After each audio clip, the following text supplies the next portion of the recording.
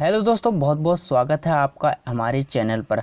आज मैं आपके लिए लेकर आया हूँ माइक्रो इकोनॉमिक्स की जो है 11th क्लास की यानी पूर्ति का जो है सिद्धांत, जिसका नाम है, चैप्टर का नाम है पूर्ति का सिद्धांत। तो इसमें जो लेकर आए हूँ हम इसमें पढ़ने वाले हैं पूर्ति वक्र का ढलान।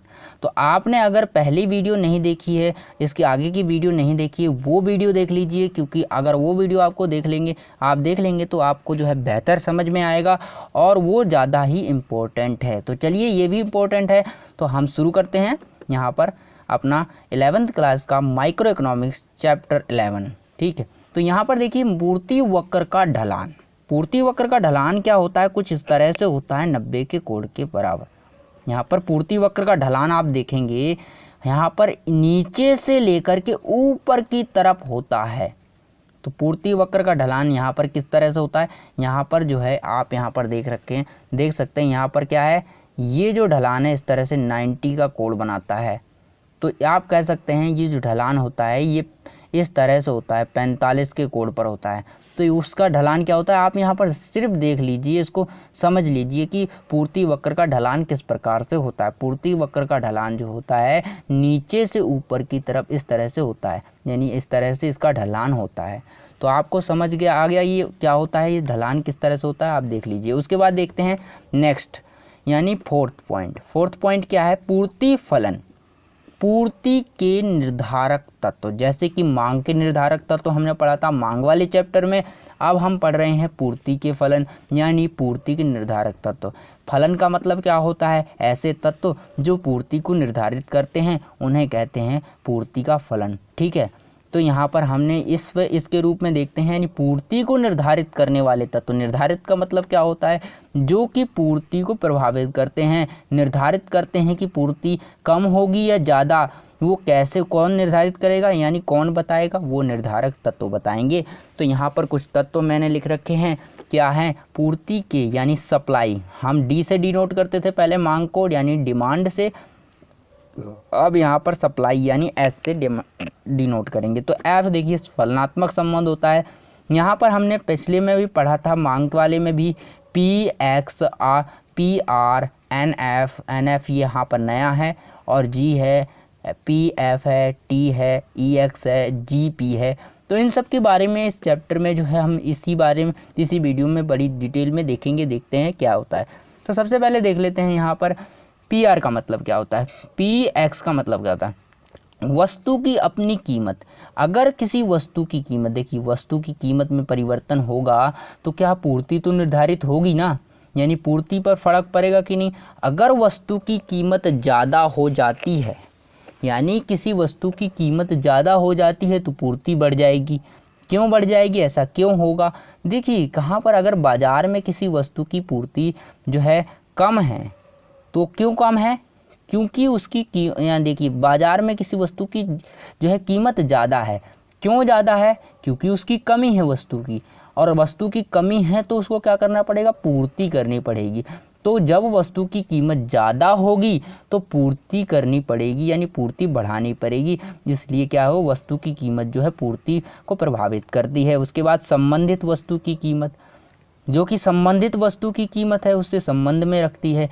यानी एक संबंधित वस्तु की कीमत का मतलब क्या है? यहाँ पर क्या है, ये दो वस्तुएं हैं जो एक दूसरे से संबंधित हैं। तो यहाँ पर क्या होगा, अगर मैं बात करूँ, यहाँ पर क्या है, यहाँ पर यहाँ पर मैं बात करता हूँ चाय और कॉफ़ी की, तो संबंधित वस्तु हैं, उनमें अगर परिवर्तन होगा तो उनकी सप्लाई भी बढ़ानी पड़ेगी। ठीक है, यहाँ पर कीमत परिवर्तन, मान लीजिए चाय की कीमत में परिवर्तन हो जाता है, चाय महंगी आने लगती है, तो क्या करना पड़ेगा? कॉफ़ी की मात्रा को बढ़ाना पड़ेगा। यानी कॉफ़ी की जो है, यहाँ पर अगर कॉफ़ी सस्ती मिलती है तो कॉफ़ी की सप्लाई ज़्यादा करनी पड़ेगी, पूर्ति ज़्यादा करनी पड़ेगी। उद्योग में फर्मों की संख्या कैसे उद्योग में फर्मों की संख्या ये पूर्ति को कैसे प्रभावित करेगी? देखिए क्या मतलब है इसका, अगर उद्योगों में फर्मों की संख्या ज़्यादा है तो क्या है, ज़्यादा मात्रा में उत्पादन होगा, और जब ज़्यादा मात्रा में उत्पादन होगा तो वो बाज़ार तक ज़्यादा मात्रा में पहुंच पाएगा। तो इससे कहते हैं हम उद्योग में फर्मों की संख्या से जो है पूर्ति का निर्धारण। उसके बाद देखिए फर्म, इसे देखिए NF से डिनोट करते हैं। तो आप यहाँ पर शॉर्टकट याद रखें, उसके बाद आप ये लिख सकते हैं। उसके बाद क्या है, फर्म का उद्देश्य। अगर फर्म का उद्देश्य भी प्रभावित करेगा कि यानी फर्म का उद्देश्य क्या है, पूर्ति को ज़्यादा करना है, पूर्ति को कम करना है, इस प्रकार से फर्म भी अपना उद्देश्य रखती है। वैसे तो फर्म का उद्देश्य लाभ कमाना होता है, लेकिन यहाँ पर बहुत भी उद्देश्य होते हैं जो कि पूर्ति को प्रभावित कर सकते हैं। यहाँ पर उत्पादन के कारकों की सीमा, जो उत्पादन के कारक होते हैं उनकी कीमत क्या होती है, यानी उत्पादन के कारकों की कीमत। मान लीजिए मशीन 10,000 की लगती है, वही 15,000 की हो गई, यानी कीमत बढ़ गई, तो पूर्ति क्या हो जाएगी, पूर्ति भी क्या हो जाएगी, पूर्ति महंगी हो जाएगी, यानी अगर पूर्ति में देरी हो जाएगी तो इस प्रकार से जो है कीमत भी प्रभावित करती है।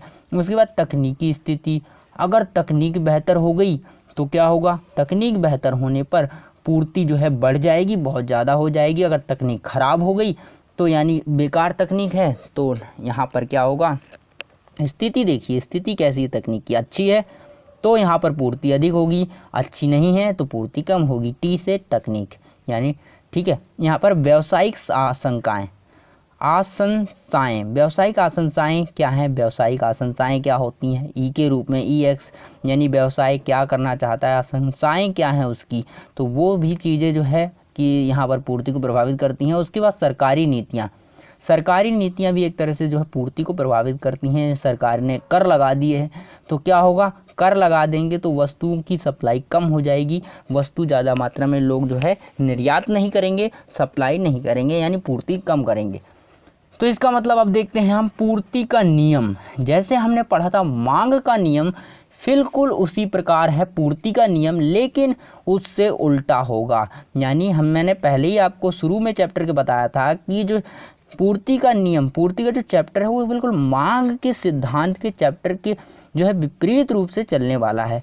तो यहाँ पर इसका विपरीत ही होगा। देखिए कैसे, पूर्ति का नियम यह बतलाता है कि अन्य बातें समान रहने पर, बिल्कुल सेम है ना, यानी मांग का नियम उसमें क्या था, मांग का नियम यह बतलाता है कि अन्य बातें समान रहने पर, और इसी तरह पूर्ति का नियम यह बतलाता है कि अन्य बातें समान रहने पर किसी वस्तु की अपनी कीमत बढ़ने पर पूर्ति की गई मात्रा बढ़ जाती है। ये कह रहा है अगर कीमत बढ़ जाए किसी वस्तु की तो उसकी पूर्ति की गई मात्रा बढ़ जाती है। जैसा यहाँ पर देखिए, यहाँ पर क्या फर्क है, मतलब इसका मतलब क्या है कि अगर किसी वस्तु की कीमत में परिवर्तन हो जाता है तो उसकी पूर्ति की गई मात्रा भी बढ़ जाती है। तो मैंने आपको यहाँ पर जो एग्जाम्पल के माध्यम से समझाने का प्रयास करता हूँ। तो मैंने यहाँ पर आपको पिछले वीडियो में यहाँ पर एग्जाम्पल के माध्यम से समझाया था कि यहाँ पर जो एक बाज़ार है, क्या है, ये बाज़ार है, बाज़ार में आलू की कीमत कम हो जाती है, यानी आलू की कीमत बढ़ जाती है, यानी आलू की मात्रा जो है बाज़ार में कम हो गई है। और ये बाज़ार में जब कम हो गई है, मात्रा कम होगी, लोग ज़्यादा मात्रा में इसको खरीदने आ रहे हैं तो मात्रा कम हो रही है। जब कम आलू बाज़ार में बचे हैं तो कीमत लोग इसकी बढ़ा देंगे, तो जब कीमत बढ़ जाएगी तो पूर्ति भी क्या करेंगे, पूर्ति करनी पड़ेगी। तो जब कीमत बढ़ेगी तो पूर्ति बढ़ेगी, कीमत बढ़ेगी तो पूर्ति बढ़ेगी। ठीक है, तो यही है क्या है, पूर्ति का नियम कहता है कि यहाँ पर क्या कहता है, पूर्ति का नियम कहता है अन्य बातें समान रहनी चाहिए, और अन्य बातें समान रहने पर जब किसी वस्तु की कीमत बढ़ती है तो उसकी पूर्ति की कीमत भी बढ़ जाती है, पूर्ति भी बढ़ जाती है। यानी जब वस्तु की कीमत बढ़ती है तो उसकी पूर्ति भी बढ़ जाती है। ये है आपका पूर्ति का नियम। तो दोस्तों आई होप दोस्तों जो है आपको ये पूर्ति का नियम तो समझ में आ गया होगा। तो अब देखते हैं नेक्स्ट आगे क्या है, आगे देखते हैं हम इसके विपरीत, यानी पूर्ति का नियम इसके विपरीत भी होता है। अगर जी यहाँ पर क्या हमने पढ़ा, पूर्ति का नियम हमने पढ़ा कि अगर कीमत जो है बढ़ जाती है तो इसकी पूर्ति बढ़ जाती है, अगर कीमत कम हो गई तो पूर्ति कम हो जाएगी। तो जैसे कि यहाँ पर देखिए, यहाँ पर पूर्ति, यहाँ पर मात्रा, कीमत, यहाँ पर जो है, यहाँ पर क्या है, सप्लाई, यहाँ पर कीमत है। तो देखिए कीमत बढ़ रही है तो पूर्ति भी बढ़ रही है, कीमत कम हो रही है तो कीमत कम हो रही है तो पूर्ति भी कम हो रही है। यानी ये क्या है, अगर ये चीज़ बढ़ रही है, ये एक बढ़ेगी तो ये भी इधर भी बढ़ जाएगी, ये कम हो रही है तो ये इधर भी कम हो जाएगी। ठीक है, तो ये ग्राफ ये दिखाता है। उसके बाद देखते हैं पूर्ति के नियम की मान्यताएं हैं कुछ, उन्हें देख लेते हैं। तो क्या क्या मान्यताएं, पूर्ति के नियम की मान्यताएं।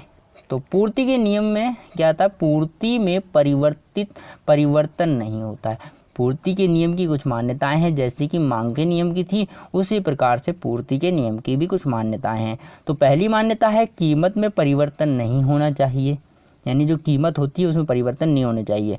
उसके बाद तकनीक में कोई परिवर्तन ना हो। इसमें क्या मतलब, अन्य बातें समान रहने, मैंने बताया ना, तो अन्य बातें समान रहने का मतलब यही है कि कीमत में परिवर्तन नहीं होगा, तकनीक में कोई परिवर्तन नहीं होगा, फर्म के उद्देश्य में परिवर्तन नहीं होना चाहिए। उसके बाद सरकारी नीतियों में कोई परिवर्तन नहीं, यानी जो सरकारी नीतियां होती हैं उसमें कोई परिवर्तन नहीं। नीतियों मतलब है कर को बढ़ा दिया तो क्या होगा, उससे पूर्ति का नियम खंडित होने लग जाएगा, यानी उसका प्रभाव पूर्ति पर पड़ेगा। इसीलिए यहाँ पर कह रहा है कि पूर्ति के नियम की मान्यता है कि इसमें जो है सरकारी नीतियों पर परिवर्तन नहीं होना चाहिए, फर्म का उद्देश्य परिवर्तित नहीं होना चाहिए, तकनीक में परिवर्तन नहीं होना चाहिए और यहाँ पर जो है कीमत में परिवर्तन नहीं होना चाहिए। ये जो है 4 चीज़ें यहाँ पर बता रखी हैं, इसकी मान्यताएँ हैं। उसके बाद देखते हैं पूर्ति के नियम के कुछ अपवाद भी हैं, उन्हें भी देख लेते हैं। कृषि उत्पाद, यहाँ पर जो है कृषि उत्पाद एक जो है अपवाद के रूप में है। उसके बाद सामाजिक प्रतिष्ठा की वस्तुएं भी अपवाद हैं, नाशवान वस्तुएं भी अपवाद हैं। तो ये 3 वस्तुएं जो हैं आपकी अपवाद के रूप में होती हैं और यहाँ पर आप देखते हैं यहाँ पर जो है ये अपवाद के रूप में हो गई। अब हम देखते हैं यहाँ पर क्या चीज़ है, 6.6 क्या कहता है। 6 कहता है पूर्ति वक्र पर संचलन तथा पूर्ति वक्र में खिसकाव। अब जैसा कि हमने मांग वक्र पर संचलन देखा था और उसका खिसकाव भी समझा था, अब देखिए पूर्ति की स्थिति में कैसे होता है, किस प्रकार से इसके वक्र बनते हैं, किस प्रकार से इसका जो है रेखा चित्रीय प्रस्तुतिकरण किया जाता है, इसमें हम देखते हैं। तो पहला हमारा जो रेखा चित्र आता है ये है, पहला रेखा चित्र है। इसमें देखिए पूर्ति वक्र में विस्तार, अगर आप पूर्ति वक्र में विस्तार करेंगे तो देखिए कुछ इस प्रकार से आपका ग्राफ बनेगा, यानी आप इस प्रकार से जो रेखा चित्र बना पाएंगे। यानी सबसे पहले पूर्ति कितनी थी, इतनी थी। अब देखिए विस्तार का मतलब है पूर्ति यहाँ से 5 पर आ गई, पहले 1 पूर्ति थी 1 से 1 पे, उसके बाद पूर्ति जो है 5 पर बढ़ गई है, यहाँ से लेकर A से B तक पूर्ति चली गई। पूर्ति में क्या हुआ, विस्तार हो गया, पूर्ति का बढ़ जाना विस्तार कहलाता है। अब देखेंगे पूर्ति का संकुचन, जैसा कि हमने मांग की स्थिति में देखा था, ठीक है। अब देख रहे हैं हम पूर्ति का संकुचन, जैसा कि हमने मांग की स्थिति में देखा था। तो देखते हैं पूर्ति का संकुचन, ये रहा पूर्ति में संकुचन। तो यहाँ देखिए वहाँ पर विस्तार क्या हुआ था, यहाँ पर 1 था, तो विस्तार का मतलब A से B तक पहुँच गया था। अब संकुचन का मतलब है B से A तक आ गया, यानी पहले से इतना था, विस्तार पूर्ति इतनी थी, लेकिन यहाँ पर कम हो गई पूर्ति भैया। देखो यहाँ पर कम हो गई, यानी B से A में आ गई पूर्ति, तो इसका मतलब है पूर्ति कम हो गई। अब देखते हैं हम पूर्ति वक्र में खिसकाव। पूर्ति वक्र में खिसकाव किस प्रकार से होता है ये देखते हैं। पूर्ति वक्र में खिसकाव किस प्रकार से होता है, देखिए यहाँ पर अगर पूर्ति वक्र में वृद्धि होती है, अगर पूर्ति वक्र में वृद्धि होती है तो इसका खिसकाव जो है आगे की ओर होगा, यानी A से B, ये जो है x अक्ष के समांतर है और यहाँ पर जो है A से B आगे की ओर खिसकाव होगा। अगर पूर्ति में वृद्धि होगी है तो पूर्ति वक्र जो है आगे की ओर खिसक जाएगा, तो यहाँ पर क्या होगा, पूर्ति वक्र जो है आगे की ओर खिसक जाएगा। तो अब देखिए इसकी कारण क्या है, यानी पूर्ति वक्र आगे की ओर क्यों खिसकेगा, यानी इसमें वृद्धि क्यों होगी, इसके कारण क्या हैं। तो इसके कारण कुछ हैं, देख लेते हैं क्या क्या कारण हैं।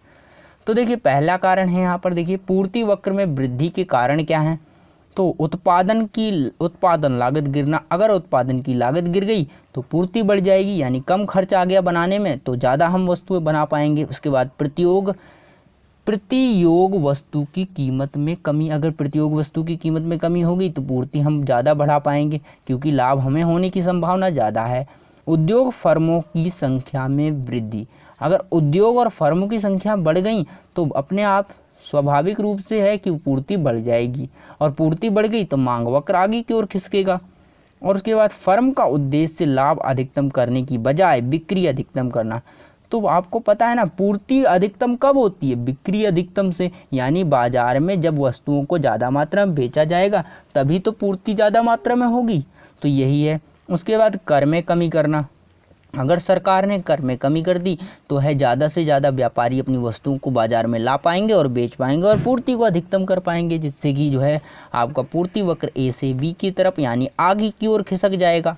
उसके बाद देखिए यहाँ पर बेहतर तकनीक, अगर आपके पास बेहतर तकनीक है यानी आप बेहतर मशीन का इस्तेमाल करते हैं तो यहाँ पर उत्पादन का समय कम लगेगा और बेहतर उत्पादन होने की संभावना होगी, जिससे कि आपको जो है बेहतर उत्पादन के रिजल्ट मिलेंगे और वृद्धि होगी आपके पूर्ति में।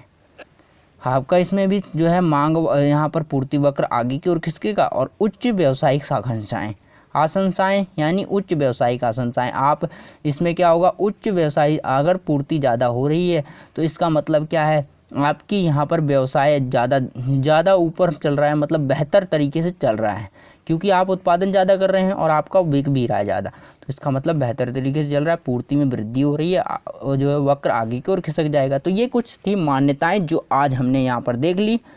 तो अब हम अगली वीडियो में पढ़ेंगे कि यहाँ पर जो है संकुचन जो होता है यानी जो वृद्धि होती है। अब यहाँ पर अगर पूर्ति वक्र में कमी हो जाती है यानी पूर्ति वक्र में कमी हो जाती है तो उसका वक्र किस प्रकार से बनता है, उसकी कारण क्या क्या होते हैं। तो कारण तो आपको पता है, ये सारे कारण हैं पूर्ति में वृद्धि के, और उस वीडियो में हम देखेंगे, अगली वीडियो जो आएगी उसमें हम देखेंगे कि इसके विपरीत ही कर देंगे तो हमें क्या होगा, कारण का पता चल जाएगा। यानी इसके विपरीत हो जाएंगे। कमी का मतलब क्या होता है, वृद्धि का विपरीत क्या होगा, कमी, कमी का विपरीत क्या होगा, वृद्धि, तो इसके कारण भी उल्टे हो जाएंगे। तो इस प्रकार से हम देख लेंगे। तो दोस्तों कैसी लगी वीडियो कमेंट करके बताइए। अगर कोई डाउट है तो आप कमेंट करके पूछ सकते हैं। वीडियो को लाइक करिए। अगर आप हमारे चैनल पर पहली बार आए हैं तो इस चैनल को सब्सक्राइब कर लीजिए, क्योंकि इस चैनल पर आपको मिलेगा इकोनॉमिक्स का पूरा सिलेबस, इकोनॉमिक्स की जो है सारी वीडियो आपको मिल जाएंगी। बहुत ही डिटेल में यहाँ पर जो है आपको एक्सप्लेन किया जाता है हर टॉपिक, और यहाँ पर जो है आपको इकोनॉमिक्स की पूरी वीडियो और डिटेल के साथ मिलेगी। तो चलिए फिर मिलते हैं हम अगली वीडियो में इसी चैप्टर के।